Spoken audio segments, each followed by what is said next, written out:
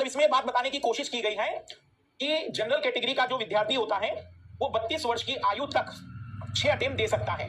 तो क्या हम इसमें कुछ एज कम करने जा रहे हैं? जरा इनका जवाब सुनिएगा, क्योंकि अब ये जवाब इसलिए बताना जरूरी था क्योंकि अभी तक कोई ऐसी ऑफिशियल जानकारियां नहीं थी और भूतपूर्व डायरेक्टर बोल रहे तो जरा सुनना पड़ेगा कि ये क्या सोच रहे हैं। तो Sanjeev Chopra, I have suggested earlier to that prelims should be limited to 2 attempt for general category candidate and specify corresponding limit for other categories based on the applicable criteria।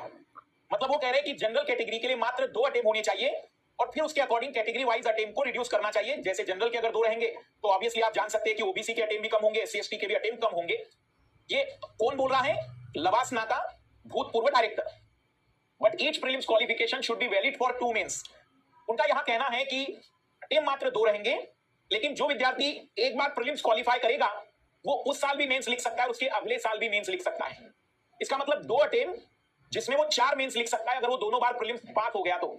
लेकिन अगर वो 2 बार प्रीलिम्स फेल हो जाता है तो उसका जीवन अब अगले जन्म में ही यूपीएससी की तैयारी के लिए वो आगे बढ़ेगा।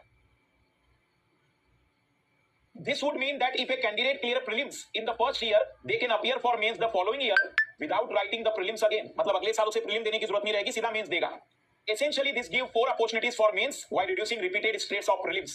वो कह रहे हैं कि इसके कारण प्रीलिम्स का तनाव कम होगा। मैं ये बात मानता हूं कि एक अच्छा सजेशन है, लेकिन मुझे आप ये बताइएगा कि 2 अटेम्प्ट एक ग्रामीण पृष्ठभूमि का विद्यार्थी छोड़ दीजिए, मैं दिल्ली जैसी जगह की बात कर रहा हूं जहां पर अच्छे शहर का स्टूडेंट, क्या आपको लगता है कि 2 अटेम्प्ट में कई सारे योग्य विद्यार्थी, मेहनती विद्यार्थी प्रीलिम्स निकाल पाते हैं? इनके गंदे ट्रांसलेशन के कारण, इनके कई प्रकार के गलत सवालों के कारण और इनका जो सी सेट का जो लेवल बढ़ रहा है उसके कारण।